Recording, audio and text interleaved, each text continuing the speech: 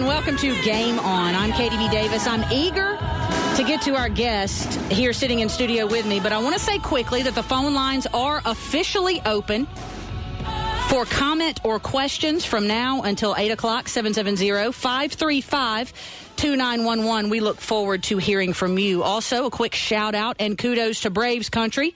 With 19.7 million votes, Freddie Freeman is an all-star, and much to ESPN's chagrin, Yasiel Puig is not. We'll have more on that later. Coming up, we're going to give away some tickets to an Atlanta Dream game. But right now, I want to introduce a young man that really, truly, for anyone out there listening that is from North Georgia or really Georgia, period, needs no lengthy introduction, and that's Gainesville quarterback, future Clemson University quarterback, DeShaun Watson, who is in studio sitting right beside me. DeShaun, thanks so much for being here with us. Thank you for having me on here. Absolutely. You recently returned from one of the most prestigious football camps in the nation. That's the Elite 11 camp at the Nike headquarters in Oregon, Beaverton, Oregon, to be exact. The field he played on, named Bo Jackson Field. I want you to tell us about the process of getting to the Elite 11 camp.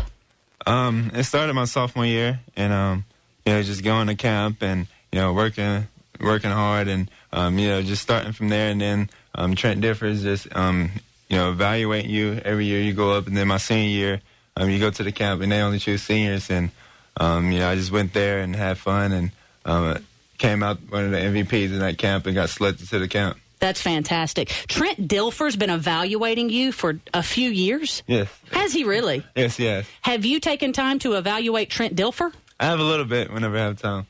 Now, I'll say this. Trent Dilfer was the quarterback of the Baltimore Ravens when they won a Super Bowl title in 2001, 2002. It was Ray Lewis's first Super Bowl title. And most people don't realize that Trent Dilfer was the quarterback of that team because their offense was horrible. The Super Bowl was won on the back of the defense. But Trent Dilfer's been evaluating you for the last few years. While you were at the Elite 11 camp, you worked out with the likes of current Clemson quarterback, really your predecessor, Taj Boyd. You also got to meet and get instruction from the likes of Johnny Manziel. And I want you to, first of all, tell us about Taj Boyd and your relationship with him, and with him being the current Clemson quarterback, you being the future of that program. Talk a little bit about the instruction he gave and really what it meant to hang out with him. It's great to hang out with Taj. Me and him has a great relationship, and we always text each other and call each other and check on each other and make sure we're doing pretty good. And every time I go up to Clemson, he's the first guy I hang out with and talk to. So just working out with him for the first time and seeing what he's have to do, to get to the NFL level and what I have to do to get to the college level. It was a great time and a great experience and a lot of things I learned. Johnny Manziel's been one of the characters of college football since his team, Texas A&M, beat Alabama last year, really a win that propelled him to being the first freshman to ever win the Heisman Trophy. Tell us what Johnny was like to be around in a practice atmosphere. Just to be around and talk to is he's a normal guy, just like me and anyone else, and he's real laid back, don't say much, and just working out with him is real different too. Actually, all the college guys that's have a potential to be an NFL quarterback, and just working out with them was very intense and very high, and a lot of things you got to be consistent with as a quarterback and work on. Did Johnny Manziel lead the discussion on how to act appropriately on social media? He didn't say much about it, but the only thing he told me and the other quarterbacks is just you might want all the followers on Twitter, but at the same time it's not a good thing. Yeah, you might not want all the followers on Twitter. That is absolutely correct. I want to give a rundown. I want you to listen to this resume, folks, because obviously if you read the newspapers in Georgia, if you go to the recruiting websites, maxpreps.com, or even the ESPN recruiting website, you know who this young man is. But I want to read the resume. Last year, threw for more than 4,000 yards and 50 touchdowns. Ran for more than 1,400 yards and 24 touchdowns. And, of course, led Gainesville to its first ever state football title with an absolute drilling of Ware County, 49-13. After his junior year, he was the state's all-time career leader in passing yards. He's still got a year to go. 9,300 yards. Touchdown passes, 108. All-purpose touchdowns, 155. And he's just the second quarterback in state history to throw for 50 touchdowns in a season. You are the number one ranked dual-threat quarterback nationally. You have put up monster numbers in 3 years. Do you feel any pressure going into your final year at Gainesville High School? No, I don't. Good. To me, just like Kaepernick said, pressure is just a lack of preparation. And that's all I do is prepare with my teammates and coaches and just keep my head leveled and just go out there and take it one day at a time. And you've had some good coaches, and we talked about you getting some instruction from current college quarterbacks who frankly are some of the best in the nation. Johnny Manziel, Taj Boyd, among others, and Trent Dilfer, a great analyst for ESPN, and was a good NFL quarterback in his time. But you've had some good coaches. Talk to us, if you will, about Bruce Miller and how he's helped you along the way and helped you become who you are today. He just told me to stay in the film room, the weight room, and just take it one day at a time and don't get too big-headed and there's always somewhere out there that's competing harder than you whenever you're not competing. So just go out there and, just love the game and, just get better every day and get better every year and, just try to make a good player as you become. If there's one thing that I can say about DeShaun, he's freakishly tall, first of all. But the other thing is you need some burritos in you. You're going to have to put on some weight. Really, though, there is no arrogance in you. And I don't understand how that's possible, how you're not arrogant in the least. You're the top quarterback in the nation. I'm throwing dual threat out of the equation because, to me, you're not a dual threat quarterback. I mean, that's like saying RG3 is a dual threat quarterback. He runs when he has to, right. But it's not like Michael Vick and you just take off running. The second option is to pass. That's not you. You're a quarterback. So, number one quarterback in the nation. How do you keep from being arrogant?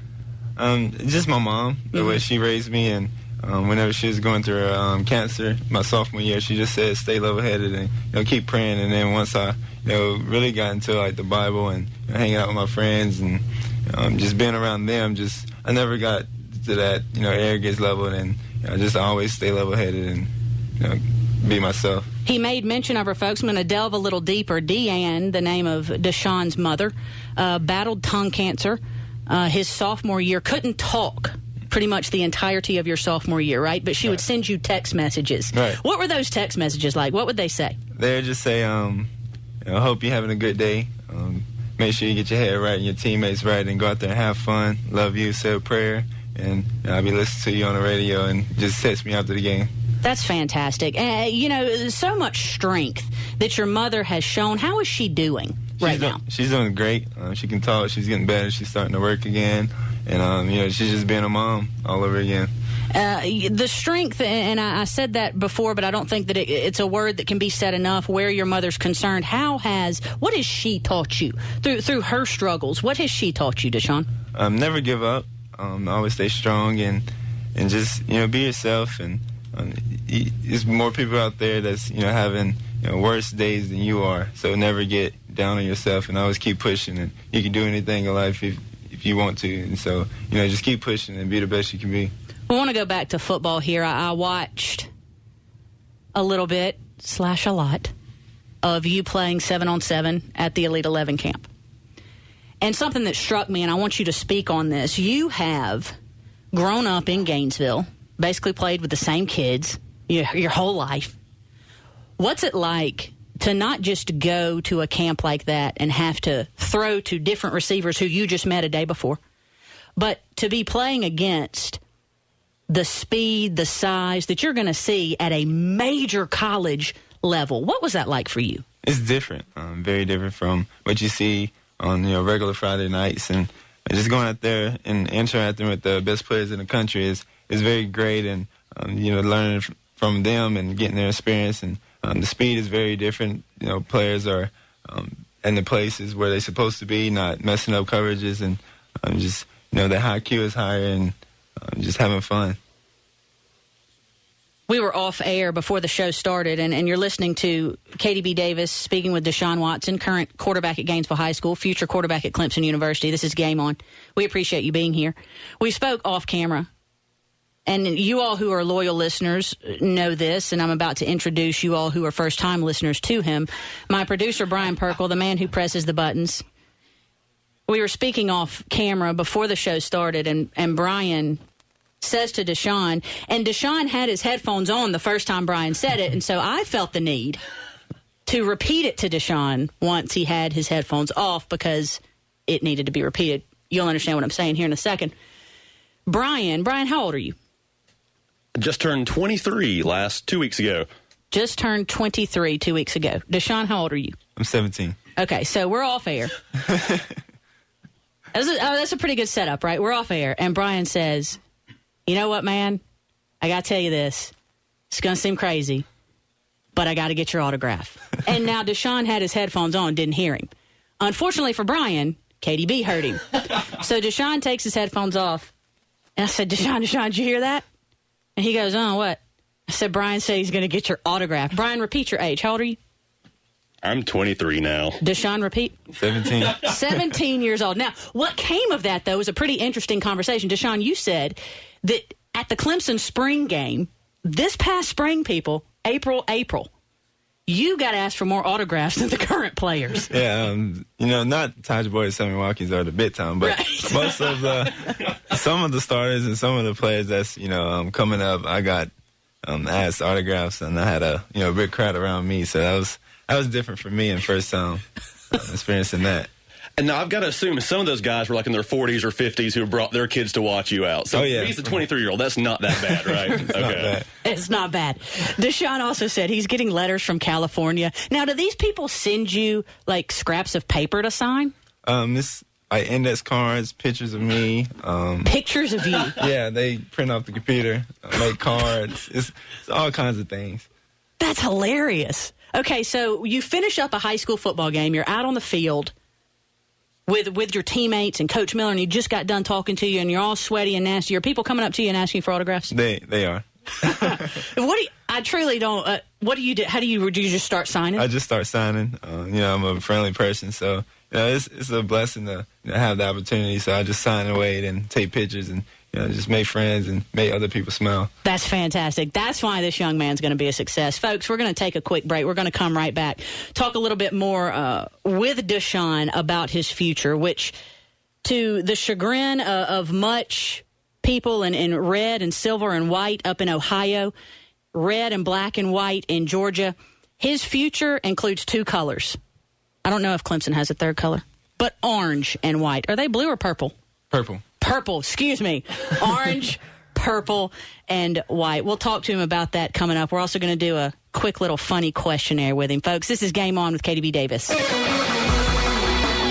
From the WDUN Milton Martin Honda 24-hour newsroom, following a vote of the PSC today, Georgia Power will have to add more solar energy to its system. Details at accessnorthga.com and coming up on North Georgia's News Talk, WDUN. Just before summer break is the best time to plan your child's next school year. Murrayville Christian Academy is currently enrolling students of all ages. Registration is open now through July 8th. Murrayville Christian Academy has small class sizes, embraces a mix of curriculums, and offers low tuition. For more information, call Murrayville Christian Academy at 678-936-6110, on the web at murrayvillebaptist.org, or like them on Facebook at Murrayville Christian Academy.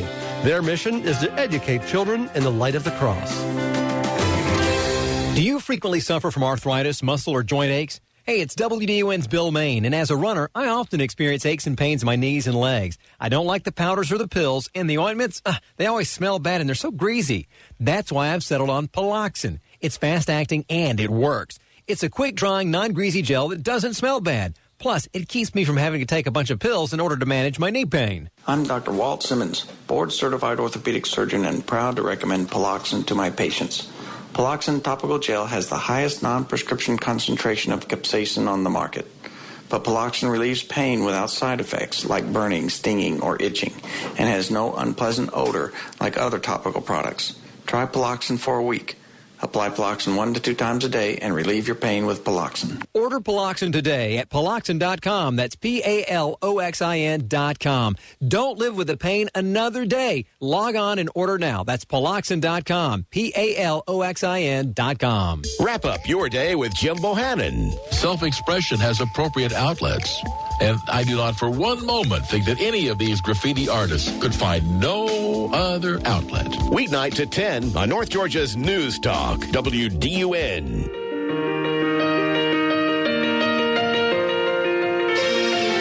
434 pass attempts, only 8 interceptions. There's a stat to hang your hat on.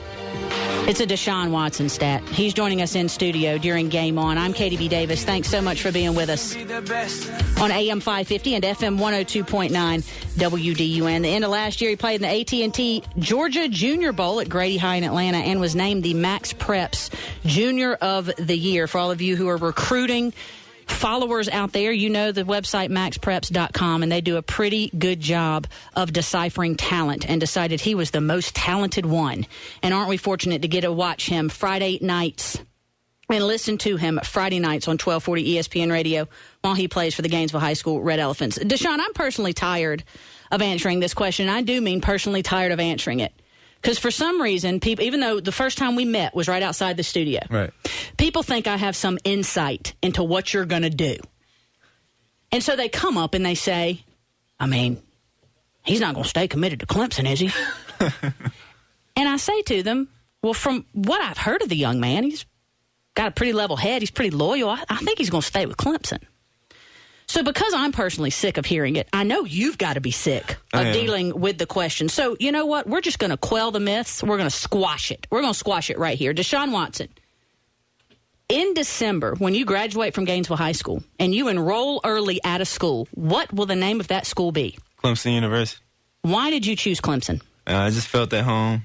The family atmosphere is close home, and I have an opportunity to play as a freshman. So I'm going to take the opportunity and run with it.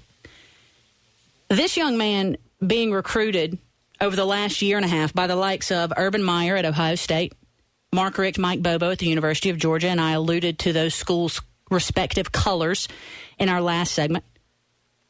But also LSU, Arkansas, Florida. Is there a school that's not recruiting you? No. I said it with the most humble nature ever. How do you let them down? How do you say, look, guys, I know that it's commonplace to go back and forth between schools and to decommit and recommit. I'm not doing it. How do you let them down? I just be honest with them and let them know ahead of time. And the coaches like that. They just say, if you feel comfortable at this school, just let them know. And then they're going to keep talking to you in a friendly way and making sure you're doing right. And that's what I told all the coaches. And the Clemson coaches understand that. And that's what I've been telling them. And it's interesting you say that the Clemson coaches understand that. And I read an article about you on the AJC where you addressed the fact that you took an unofficial visit to Auburn University and let the coaches know about it after the fact, not really aware that you should have let them know about it before the fact.